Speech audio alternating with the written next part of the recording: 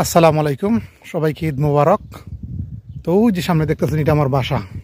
ওইটা ওই উপর সাইডে আমি থাকি। তো বাসার পিছনের সাইড হইল এটা। এখানে আবার একটা কারণ হইল যে দুই তিন দিন আগে আমার বাসার ওই বাসাটা, পিছনের বাসা, ওই বাসাটা পরিষ্কার করছে। তো মাল টালাইন নাই আমার বাসার পিছনের সাইডে ফালায়। তো যারা ফালাইছে এরা হইলো বলো দিয়া থাম করে। তো অবিশ্বাস হইল সত্য, ওই যে ওই জায়গার মাঝে মাল ফালাইছিল, ওই জায়গার মাঝে ফালাইছিল। আরো সুবা আছিল, ভালো ভালো সুবা আছিল, সেট আছিল। তো ওই মাঝে বলো দিয়ার কয়েকজন থাকে, তারা এই সুবা টুবা নিয়ে গেছে। তো আসলে এরা পরিষ্কার করে, আমি তারা জিগাইলাম যে ফাইছো হইছ নি, কয় স্মরণের একটা সিন পাইছো। প্রথমে আমি বিশ্বাস করছি না, কয় হাসি আমি পাইছি সুবার ফিসে বলে, খিদার ভিতরে পাইছে ওই সুবার ভিতরে। পরে দিয়ে আমি তারা বাসাত গেছি, হাসি একটা দেখাইছে। আমি কইতে দেখি আবার মালিক এনে তুকায়, তুকাইলে তারা দিলেই মু। তো যারা বলো দিয়ার খাস করে আসলে অনেকটা ইনকাম করে। ওই ধরনের মাঝে কিন্তু অনেকগুলা এই বাঙ্গারি জিনিস ফালাইলাছে, যে তুকাইব, প্লাস্টিকের জিনিসও বিক্রি হয়। এই যে এগুলোর মাঝে এই যে লোহা লক্ষর আছে, এগুলা ইয়ার টুকাই নিব। অলরেডি এখান থেকে নিয়ে গেছে, তারা টুকাই নিয়ে গেছে। তো আমি এদিকে আসলাম আজকে ঈদের দিন, ওই একটু আইটাই সবাই আজ খুব বিজি। ওই আমার বাসা, ওই যে বাসার পিছনের সাইডটা। তো কইতে দিককে একটু এদিকে আই ঘুরাইয়া। তো এদিকে আইলাম, আর ওই তার কথা মনে হইলো, কইতে এই সাইডটা একটু দীক্ষা যাই ঘুরাইয়া। তা আসলে অবিশ্বাস্য হইল সত্য, সৌদি আরবে যারা বলদিয়ার কাজ করে এরা অনেক টাকা ইনকাম করে। ওই মানুষের ঘর দোয়ার পরিষ্কার করে, বা অনেক সময় ময়লা টয়লা না হয় না ডাস্টবিনও, এগুলার মাঝে অনেক ভালো ভালো জিনিস পাওয়া যায়, লোহা লক্কর অনেক কিছু পাওয়া যায়। আর আসল কথা হচ্ছে, যারা সৌদি আরবে, আমরা তো বাহির হইতে পারি না। আর বলদিয়ারা তো মনে করো প্রত্যেকটা ঘরে ঘরে দিয়া চেক করব, দেখব, তারা এই পরিষ্কার করব, তারা হাজুই লইটা বলদিয়া যারা করে। ওই ধরুন কেন আমরা বাসা, এই তিনটা চারটা বাসা, যে এই তিন মালিকের, মানে আমার মালিকের ফুলায় মদিনা থেকে ওই বাসাগুলা কিনছে। ওই যে সুন্দর বাসাটা, ওইটা আমি থেকে, আর ওই বাসাটা পরিষ্কার করছে।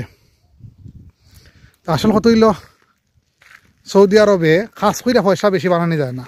যারা ব্যবসা করে বা কি করে, ওই যে ওগুলা মাল থেকে তুকায়। ওই যে মানিক, টিকটকার মানিক, হে তো ওই বলো দিয়া খাস করতো। আর বিকাল হইলে তারা কি করতো, গাড়ি এখান লইয়া আইয়া ওই মাল টাল নিত।